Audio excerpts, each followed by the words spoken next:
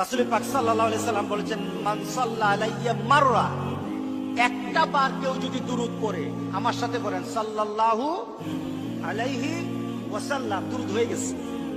সাল্লাল্লাহু আলাইহি ওয়াসাল্লাম, দুরূদ হয়ে গেছে। সাল্লাল্লাহু আলাইহি ওয়াসাল্লাম কয়বার বললাম? 3 বার তো পড়ে ফেললাম। রাসূল পাক সাল্লাল্লাহু আলাইহি সাল্লাম বলেন, দেখো তোমার কি ফায়দা, তোমার কি উপকার। তোমাকে আল্লাহ সুবহানাহু ওয়া তাআলা 10টা মর্যাদা বাড়াই দিবেন, 10টা ধাপ, 10টা মর্যাদার ধাপ।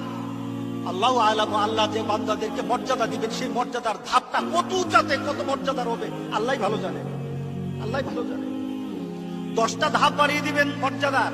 একবার পড়েছেন, 3 বার পড়ার কারণে কিন্তু 30টা ধাপ কিন্তু উপরের দিকে। আল্লাহু আকবার বলে রাসূলের মহব্বত কেমনে পয়দা হয়, দেখুন কেমনে পয়দা হয়। 10টা গুনাহকে মাফ করে দিবেন। 3 বার পড়লেন, 30টা গুনাহ মাফ। 10টা সওয়াব আপনার আমলনামার মধ্যে অ্যাড করে দিবেন, 10টা সওয়াব লেগে যাবে। 3 বার পড়েছেন, 30টা সওয়াব ঢুকে গেছে আপনার আমলনামায়। 10টা রহমত নাজিল করা হবে।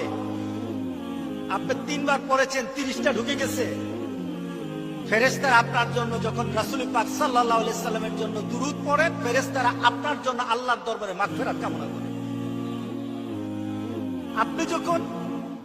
আপনি যখন দুরূদ পড়বেন, কিছু সংখ্যক ফেরেশতা আপনার পরিচয়, আমরা যে পড়লাম আমাদের পরিচয়, সবার পরিচয়, এট এ টাইম যদি গোটা পৃথিবীর 170 কোটি মুসলমান একসাথে যদি দুরূদ পড়ে, আর ওই দুরূদকে রাসূল পাক সাল্লাল্লাহু আলাইহি সাল্লামের কাছে নাম সহ, পরিচয় সহ, জায়গার স্থান পরিচয় সহ মদিনায় রাসূলের কাছে পৌঁছে দেয়।